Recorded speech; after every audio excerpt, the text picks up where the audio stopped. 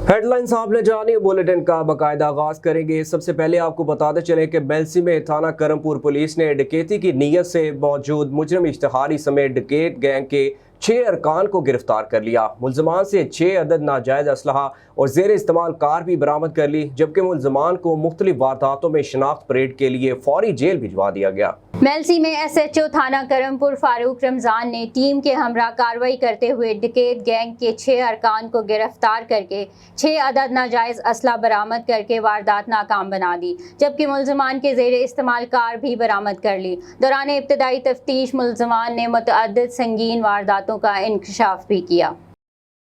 DHQ teaching हस्पताल साहिवाल के शोबा urology में जदीद लिथोट्रॉप्सी मशीन का इफ्तिताह। मरीजों के गुर्दों की पत्थरी का बगैर ऑपरेशन इलाज मुमकिन हो गया। मशीन की तनसीब पर कुल लागत 9 करोड़ 35 लाख रुपए आई। Principal Sahiwal medical college professor doctor Mohammad Rashid Qamar Rao ने अस्पताल के शोबा यूरोलॉजी में जदीद लिथोट्रॉप्सी मशीन का इफ्तिताह कर दिया, जिससे गुर्दों की पत्थरी बगैर ऑपरेशन निकाली जाएगी। इस जदीद मशीन पर 9 करोड़ 35 लाख रुपए की खतीर रकम खर्च हुई। Principal professor doctor Mohammad Rashid Qamar Rao ने मशीन की तनसीब को शोबा यूरोलॉजी के लिए एक अहम संगे मील करार दिया, जिससे साहिवाल डिवीजन और इर्द गिर्द इलाकों के गुर्दों के सैकड़ों मरीजों को फायदा होगा। उन्होंने कहा कि अस्पताल के तमाम वार्ड्स में जदीद मशीनों की तनसीब का अमल जारी रखा जाएगा, ताकि गरीब मरीजों को इलाज मुआवजा की जदीद सहूलियात दी जा सकें। साहिवाल डिवीजन के शहर उजरा शाह मुकीम में वापडा union LESCO referendum hydro union के उम्मीदवार बराए चेयरमैन चौधरी लतीफ़ ने पैगाम यूनियन के उम्मीदवार चौधरी इफ्तिखार को 38 वोटों से हराकर मैदान मार लिया।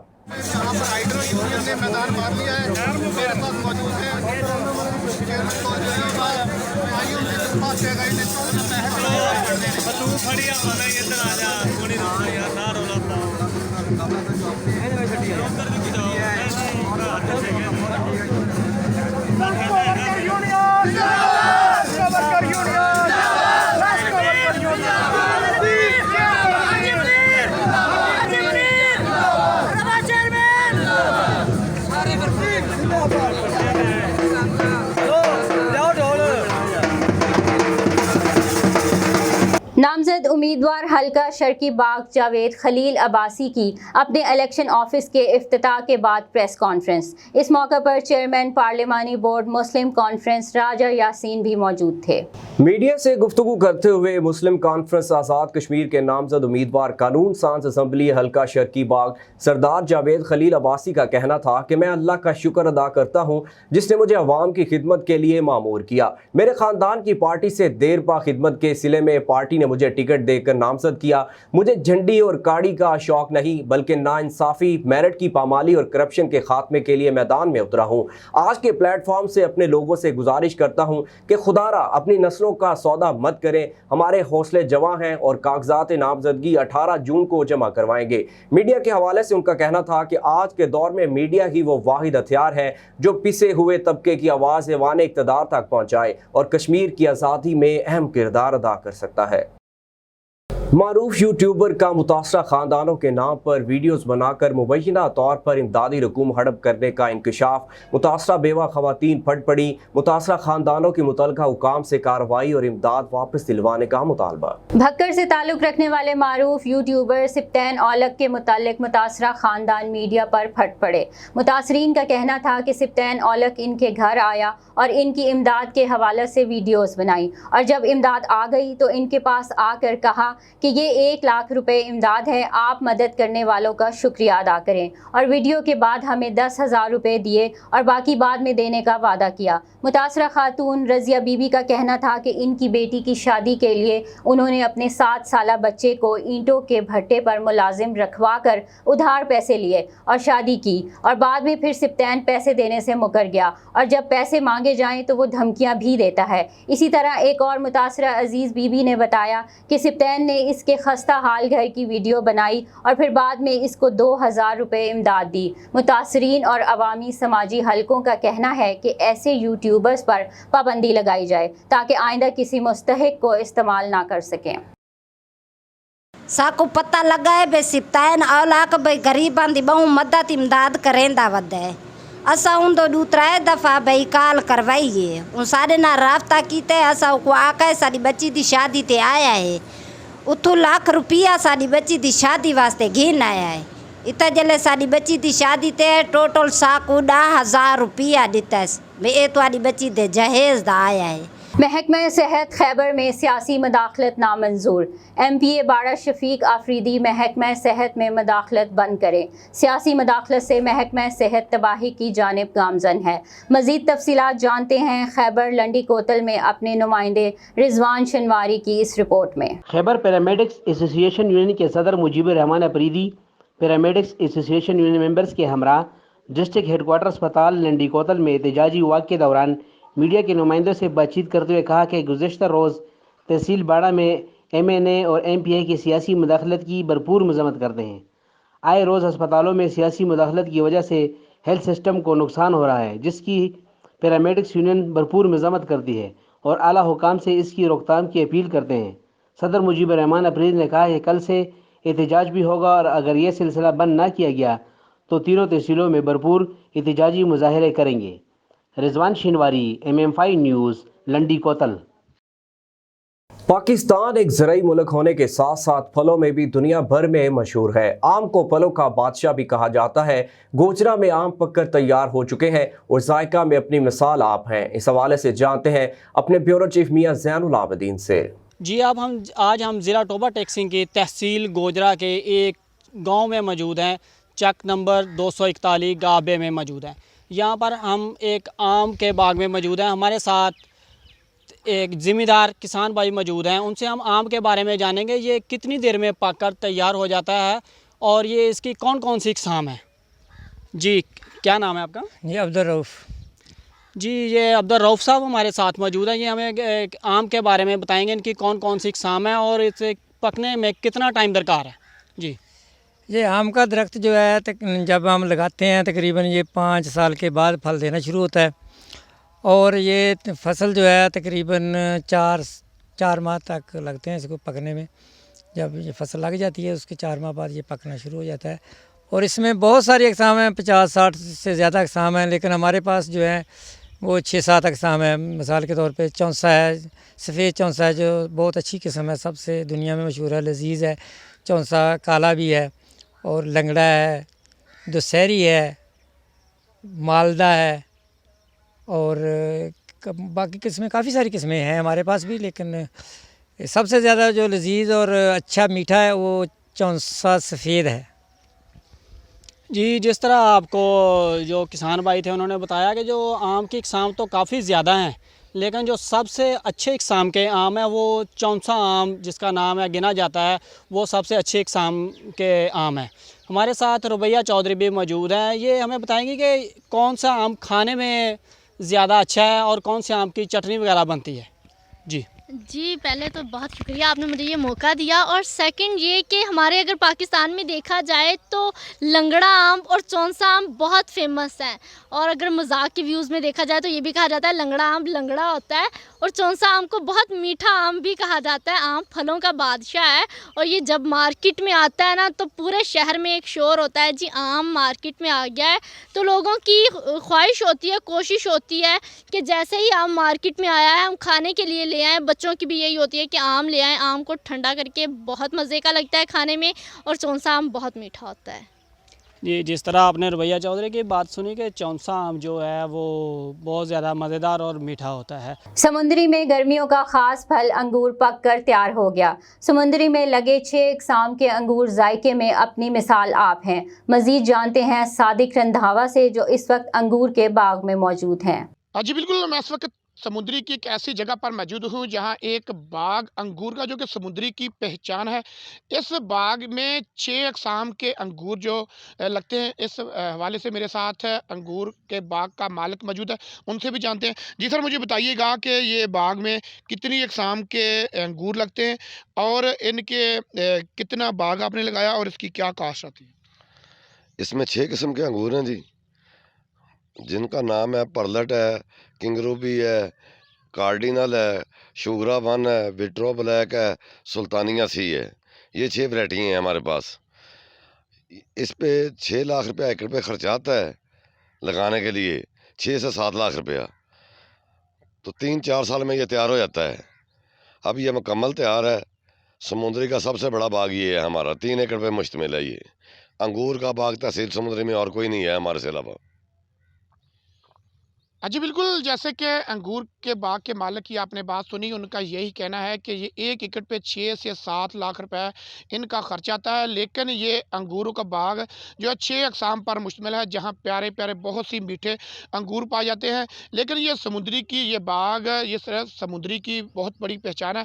यहाँ दूर-दराज से लोग इस बाग को एंजॉय और खाने के लिए, अंगूर ले जाने के लिए भी आते हैं। एक बात और बताता चलूँ कि ये ऐसा बाग 6 अक़साम के जहाँ अंगूर पाए जाते हैं, लेकिन ये मुख्तलिफ ही इनके कलर हैं, लेकिन देखने को जाने तो ये बहुत ही प्यारे और मीठे, अगर खाने को जाने तो वो बहुत ही लजीज और मीठे पाए जाते हैं। जी, लहड़ी में जारी तरक्याती मंसूबों में इंतहाई नाकस मटीरियल इस्तेमाल किया जा रहा है। साइट पर जारी PCC काम में नाकस मटीरियल इस्तेमाल होने की वजह से रोड 24 घंटों में ही टूट फूट का शिकार हो गई। सिब्बी की तहसील लहड़ी में जारी तरक्याती कामों में इंतहाई नाकिस मटीरियल इस्तेमाल किया जा रहा है।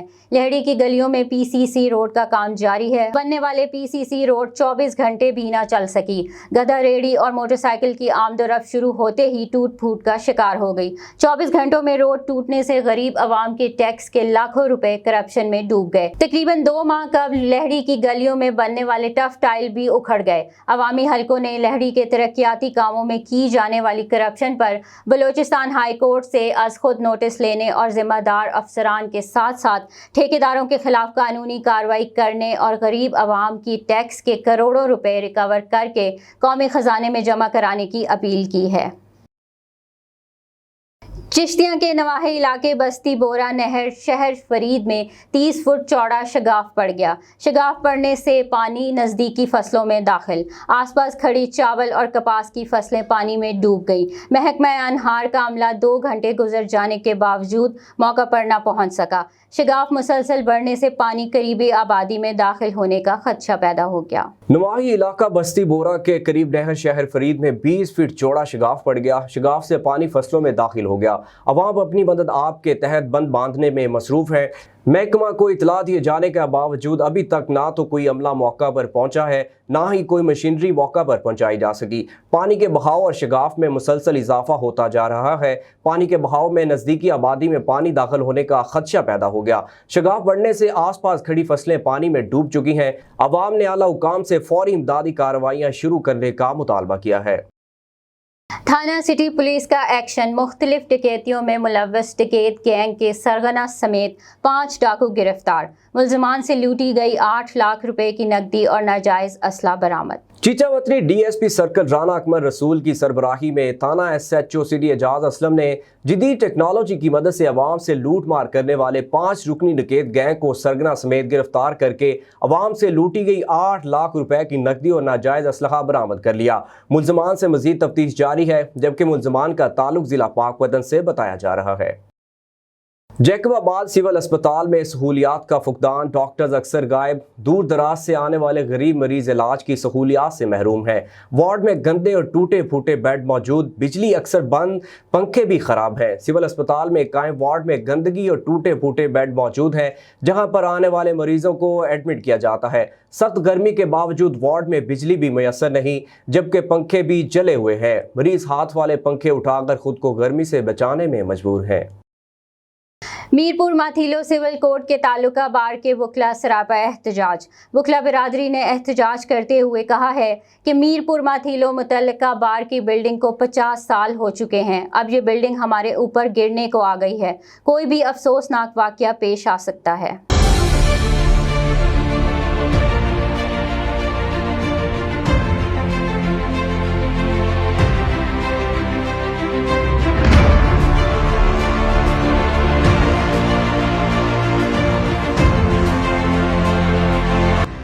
मीरपुर माथेलो सिविल कोर्ट में वकला बिरादरी की बार की बिल्डिंग गुज़िश्ता कई अरसे से नाकिस बन चुकी है, मगर अभी तक कोई भी तहमीराती काम शुरू नहीं किया गया। मीरपुर माथेलो बार एसोसिएशन के जनरल सेक्रेटरी मंसूर अहमद कुराई और पाकिस्तान मुस्लिम लीग नून जिला घोटकी के सीनियर नायब सदर एडवोकेट मिस्टर अवैस खान पिताफी और दीगर वकला बिरादरी ने मीडिया के सामने एहतजाज करते हुए कहा, ये हमारी बार की बिल्डिंग है जो इस वक्त बिल्कुल टूट फूट कर नकारा बन चुकी है। अगर खुदा न खास्ता कोई भी ऐसा वाकया पेश आया तो उसके जिम्मेदार सिंध बार काउंसिल के वो मेंबर होंगे जो हमसे झूठे वादे करके वोट ले जाते हैं।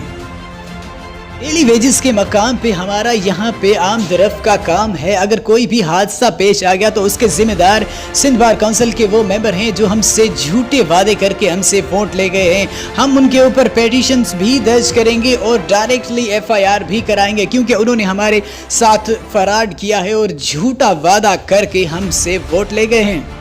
सिंध बार काउंसिल के चुने हुए नुमाइंदों ने हाई कोर्ट को भी मना कर दिया है कि मीरपुर माथेलो सिविल कोर्ट की बार की बिल्डिंग आप तमीर ना करवाएं, ये हम खुद तमीर करवा के देंगे, जो अभी तक नहीं तमीर करवाई गई। अब ये हमारे ऊपर गिरने को आ गई है। मीरपुर माथेलो बार एसोसिएशन के जनरल सेक्रेटरी और दीगर वकला बिरादरी ने मीडिया के सामने एहतजाज करते हुए कहा कि हम DC घोटकी से पुरजोर अपील करते हैं कि हमें कोई एक्स्ट्रा बिल्डिंग बना के दी जाए जब तक कि हमारी बिल्डिंग तमीर हो। Report Mohammad Faheem Ali, MM5 news, Mirpur Mathelo. Ghotki police की बेहतरीन और कामयाब कार्रवाई रोंती के इलाके कच्चा से 1 माह कबल निस्वानी आवाज़ पर अगवा होने वाले 2 मगवियों को बाहिफाजत बाजियाब करा लिया गया। SSP घोटकी उमर तुफैल की हिदायत पर DSP रोंती की सरबराही में पुलिस की भारी नफरी ने रोंती कच्चे के इलाका में कार्रवाई करके दोनों मगवियों को डाकुओं की शिकंजे से बाहिफाजत बाजियाब कराने के बाद वर्सा के हवाले कर दिया। मगवियों के वर्सा ने SSP घोटकी और उनकी टीम का तहे दिल से शुक्रिया अदा किया, जबकि SSP की जानिब से अच्छी और कामयाब कार्रवाई पर DSP रोंती और पूरी टीम के लिए तारीफी सर्टिफिकेट देने का ऐलान भी किया गया। DC साहिवाल बाबर बशीर के AC साहिवाल और AC चीचावतनी के हमरा हंगामी प्रेस कॉन्फ्रेंस में डिप्टी कमिश्नर ने ज़िला इंतज़ामिया की जानिब से पटवारियों की भर्ती में एक बड़ा स्कैंडल बेनकाब कर दिया, जिसके मुताबिक 18 अफराद ने दूसरे उम्मीदवारों को जगह टाइपिंग टेस्ट दिया, जिनमें 11 अफराद तहसील साहिवाल और 7 अफराद तहसील चीचावतनी में गिरफ्तार किए गए, जबकि गिरोह के अरकान दूसरे इजला में होने वाले पटवार टेस्ट देने में भी मुलव्वस पाए गए। गिरोह में कोई सरकारी अहलकार मुलव्वस नहीं पाया गया और मुल्ज़मान की निशानदही बायोमेट्रिक सिस्टम के जरिए की गई। डिप्टी कमिश्नर का कहना था कि स्कैंडल बेनकाब करने का मकसद दूसरे इजला में जारी भर्ती के अमल को शफाफ बनाना है और माफिया को ज़हीन नौजवानों का हक नहीं मारने दिया जाएगा। ये साहिवाल परेड होता है, आज बहुत बड़ी रात संधि पकड़ी है। तो चूँकि हमारा जैसे आपको कह रहा हूँ कि हमारे पंजाब का एक डिविशन था कि रेवेन्यू डिपार्टमेंट का असर आयात किया जाए, उसको जिंदा किया जाए, जिसमें जो बेसिक जो हमारा पोस्ट होती है वो पटवारी की, उस पटवारी की पोस्ट के ऊपर हमारे जो है क्राइटेरिया था, जो गवर्नमेंट ने इसके जो पैरामीटर सेट किए थे वो ऑलरेडी बड़े सख्त किस्म के थे। न्यूज़ स्टूडियो से फिल वक्त इतना ही। मज़ीद खबरों और अपडेट्स के लिए देखते रहिए MM5TV.com।